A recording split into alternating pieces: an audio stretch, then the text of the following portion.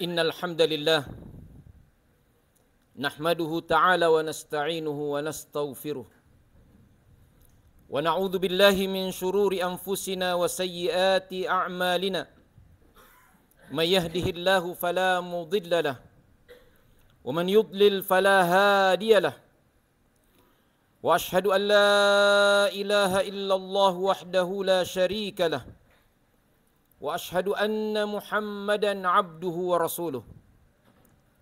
Allahumma salli wa sallim wa barik wa an'im ala hadha an-nabiyil karim wa ala alihi wa ashabihi wa man sara ala nahjihi ila yaumiddin. Ya ayyuhalladzina amanu taqullaha haqqa tuqatih wa la tamutunna illa wa antum muslimun. يا أيها الناس اتقوا ربكم الذي خلقكم من نفس واحدة وخلق منها زوجها وبث منهما رجالا كثيرا ونساء واتقوا الله الذي تساءلون به والأرحام إن الله كان عليكم رقيبا يا أيها الذين آمنوا اتقوا الله وقولوا قولا سديدا يصلح لكم أعمالكم ويغفر لكم ذنوبكم ومن يطع الله ورسوله فقد فاز فوزا عظيما أما بعد فإن أحسن الحديث كتاب الله تعالى وخير الهدي هدي محمد صلى الله عليه وسلم وشر الأمور محدثاتها وكل محدثة بدعة wa kulla bid'atin dhalalah. Ma'asyiral muslimin, sidang jamaah Jumat rahimakumullah. Tidak terasa waktu bergulir. Hari demi hari berlalu.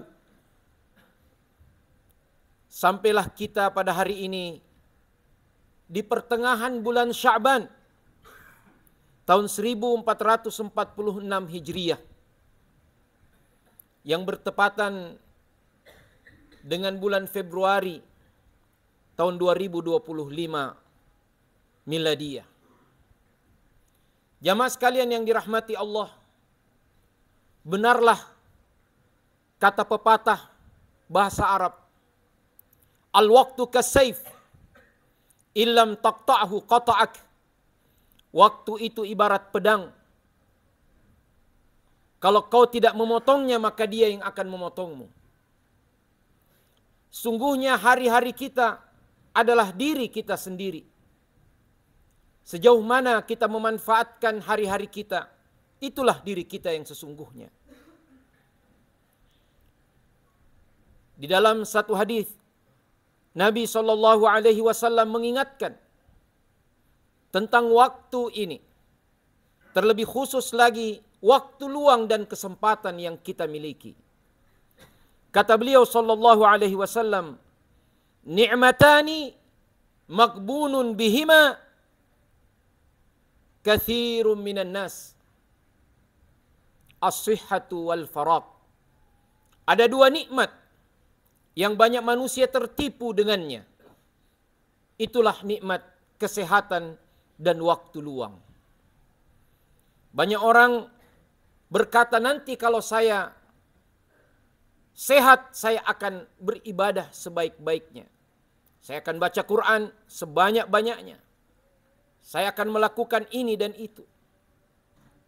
Tapi ternyata ketika dia telah sehat, dia pun lupa dengan semua janji pada dirinya. Demikian pula dengan yang namanya waktu luang.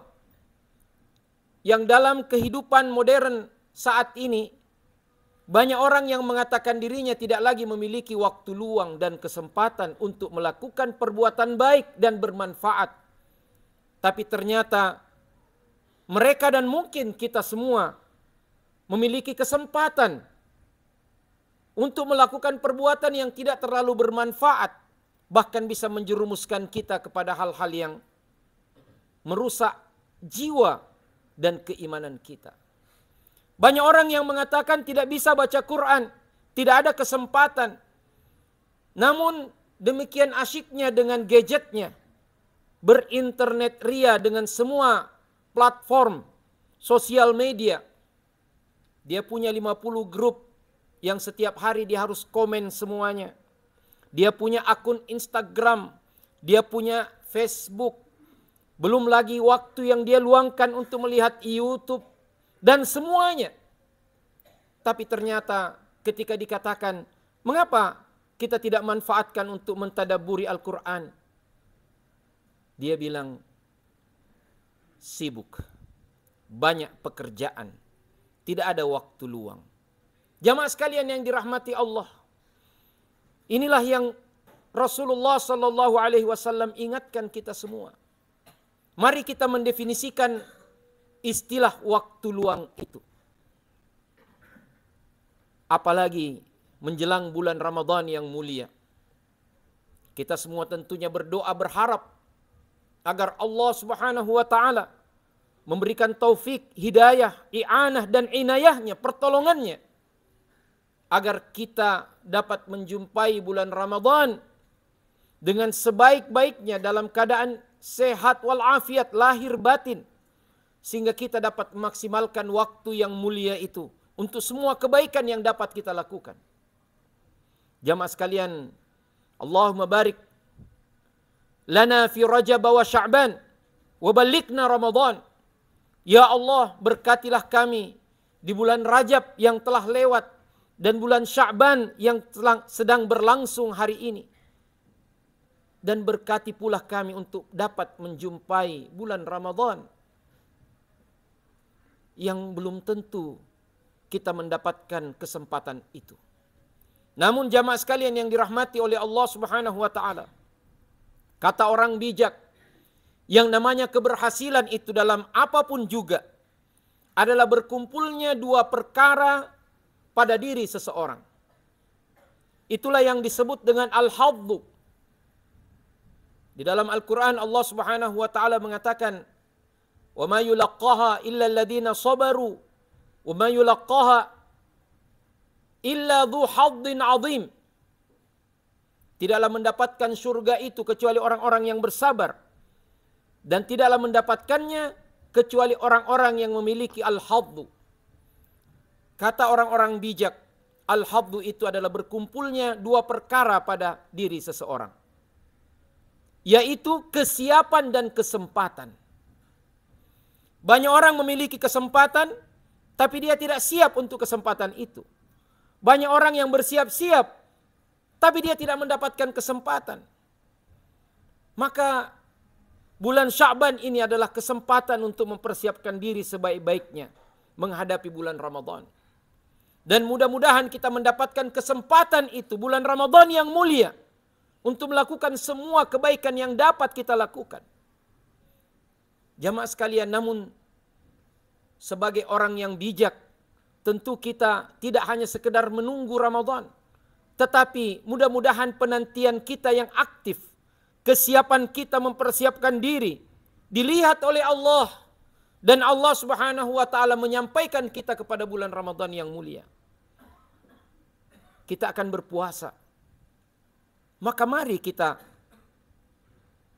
memiliki semangat untuk dalam tanda kutip berlatih puasa di bulan Sya'ban ini. Bulan Ramadan adalah bulan Al-Quran. Syahrul Ramadan alladhi unzila fihi Al-Quran hudan linnas wa bayyinatin minal huda wal furqan.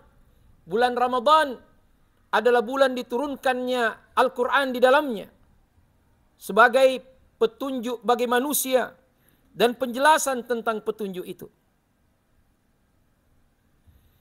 Maka ketika Al-Quran diturunkan dalam bulan Ramadan, maka jadilah Ramadan bulan yang termulia. Maka semangat Al-Quran itu sejatinya harus kita wujudkan pada diri kita untuk menyambut bulan Ramadan. Bulan untuk kembali mematrikan, memastikan bahwa kita tetap berjalan di atas jalan Al-Quran, berjalan di bawah bayang-bayang Al-Quran, jalan kehidupan kita diterangi oleh cahaya Al-Quran, kita menjadi manusia-manusia Al-Quran. Bulan Ramadan adalah ajang untuk membuktikan kepada Allah kesetiaan kita kepada agama ini, kesetiaan kita kepada kitabnya, kesetiaan kita kepada rasulnya, kesetiaan kita kepada umatnya, kesetiaan kita kepada tanah sucinya, kesetiaan kita kepada hamba-hambanya yang soleh, orang-orang beriman. Bulan Ramadan adalah bulan kemenangan. Bulan di mana maradatus syayatin dibelenggu oleh Allah. Berkurang besar pengaruh keburukan pada diri kita.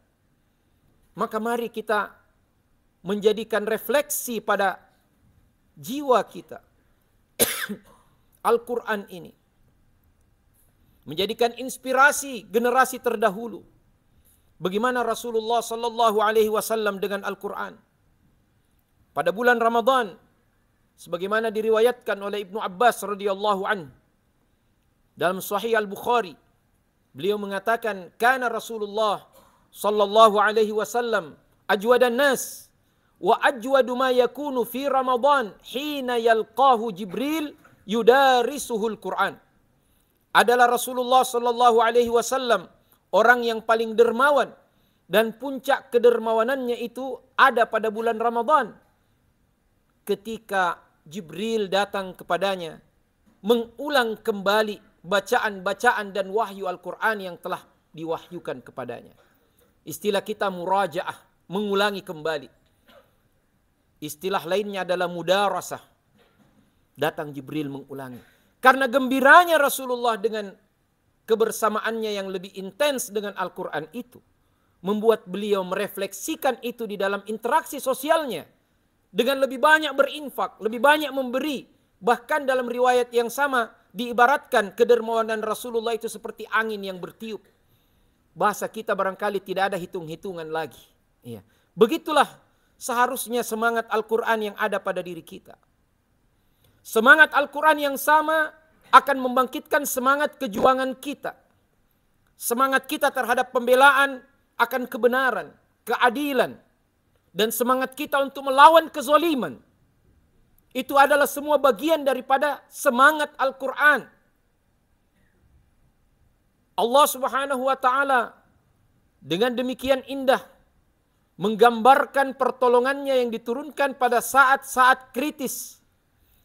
Pada waktu perang Badar, ittastaghithuna rabbakum fastajaba lakum anni mumiddukum bi alfin minal malaikati murdifin. Dan ingatlah tatkala kalian, yaitu Rasulullah sallallahu alaihi wasallam dan para sahabatnya, beristighatsah, meminta pertolongan khusus kepada Allah. Kemudian Allah menjawab permintaan itu dengan menurunkan 1000 malaikat yang datang beriring-iringan pada waktu perang Badar. Jamaah sekalian yang dirahmati Allah Subhanahu wa Ta'ala, hari ini juga dengan semangat Al-Quran, kita perlu memandang saudara-saudara kita yang ada di Palestina, yang ada di tanah suci kaum muslimin, yang hari ini telah menjadi porak-poranda dengan keangkara murkaan sebagian makhluk-makhluk yang tidak tahu diri. Mereka dengan ponggah melakukan penjajahan, bahkan dengan ponggahnya seorang presiden yang dikatakan negara superpower menyangka dirinya bisa melakukan segala-galanya. Dengan demikian sombong dan ponggah mengatakan akan mengungsikan penduduk Gaza, Palestina, mengusir mereka dari tanah airnya. Dengan hak apa dia berkata seperti itu? Apakah dia penguasa bumi? Apakah dia Tuhan yang berhak mengatur hamba-hamba Allah? Padahal inilah tanah air mereka. Bahkan tanah sebagian daripada Palestina yang di dalamnya ada Masjidil Aqsa. Bagian daripada tanah warisan wakaf kaum muslimin sejak Umar bin Khattab radhiyallahu anhu. Dengan dasar apa dia katakan seperti itu, saudara? Maka dengan tegas kita mengatakan tidak dan tidak boleh. Iya, Anda boleh berkata apapun, tapi kita yakin kekuasaan Allah ada di atas segala-galanya.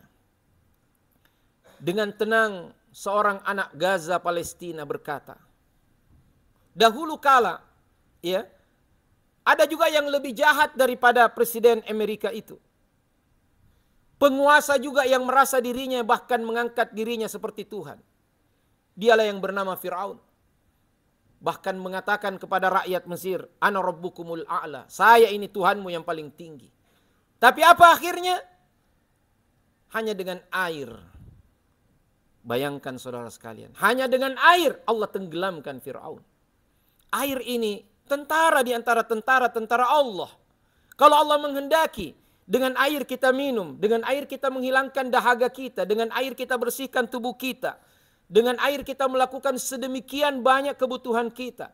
Tapi kalau Anda kurang ajar dengan Allah, mau menentang Allah, Allah Maha Kuasa menjadikan air yang demikian lembut itu menenggelamkan dan Anda tidak bisa berkata apa-apa lagi. Allahu Akbar. Maka dari itu jamaah sekalian, semangat Al-Quran ini membuat kita menelaah kehidupan dengan demikian apik, dengan demikian indah. Dan kita memiliki semangat untuk terus memperbaiki diri. Semangat untuk terus berdakwah di jalan Allah. Semangat untuk terus berjuang di jalan Allah.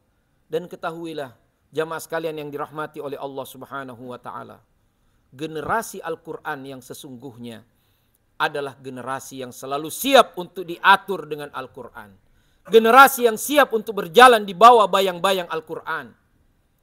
Hari ini kita mendapatkan salah satu role modelnya dengan apa yang diperlihatkan oleh para pejuang Al-Qassam di tanah Palestina sana.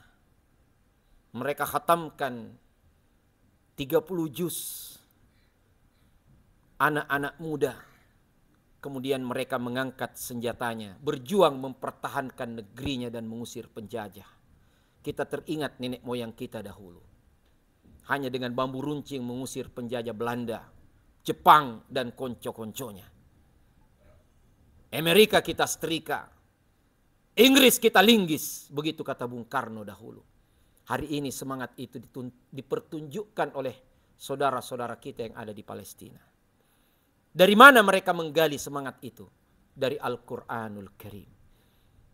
Al-Quran bersemayam di dadanya, menjadi cahaya yang menerangi pikirannya, yang kemudian menjadi penuntun setiap langkahnya. Itulah generasi Al-Quran yang sesungguhnya, biidznillahi ta'ala. Nah, menyongsong bulan Ramadan ini, mari kita semangati diri kita untuk sedemikian akrab kembali dengan Al-Quran. Membaca, menelaah, mengamalkan, mendakwahkan, sabar dalam mendakwahkannya. Bahkan berobat dengan Al-Quran. Wa nunazzilu minal Qur'ani ma huwa shifaa'u wa rahmatul lil mu'minin wa la yazidul zalimina illa khasara. Dan kami turunkan di dalam Al-Quran itu ada syifa, kesembuhan dan rahmat bagi orang-orang yang beriman.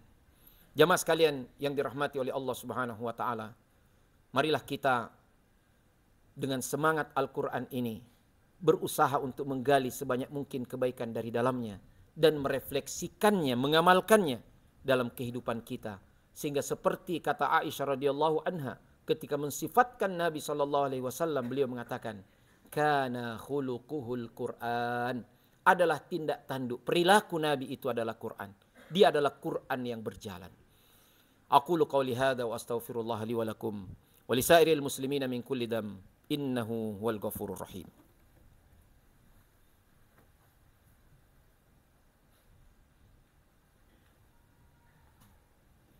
Alhamdulillah. Alhamdulillahi wa kafa. Wassalatu wassalamu ala rasulihil mustafa al-mujtaba. Wa ala alihi ahli sidqi wal wafa. Amma ba'du fa ya ayuhal muslimun al-hadirun. Usikum wa iyaya bitaqwallah. Faqad fazal muttaqun. Wa ahuthukum ala ta'atihi la'allakum turhamun. Fa innahu tabaraka wa ta'ala qala fi muhkami tanzilih. يا أيها الذين آمنوا اتقوا الله حق تقاته ولا تموتن إلا وأنتم مسلمون وقال رسوله صلى الله عليه وسلم اتق الله حيثما كنت وأتبع السيئة الحسنة تمهها وخالق الناس بخلق حسن صدق الله العظيم وصدق رسوله الكريم wa nahnu ala dzalika minasyahidin. Jamaah Jumat yang dirahmati oleh Allah, semangat Al-Quran akan membimbing kita kepada ketakwaan. Ketakwaan ini adalah bekal kita untuk menghadapi kehidupan yang paling utama. Dengan ketakwaan kita ini, biiznillahi ta'ala, kita akan bisa menghadapi semua problema dan kita akan bisa membelah semua permasalahan yang kita hadapi. Dengan ketakwaan ini, kita akan berjalan di atas muka bumi dengan penuh kehati-hatian. Kita akan berjalan di atas muka bumi dengan petunjuk dan rahmat Allah Subhanahu wa taala.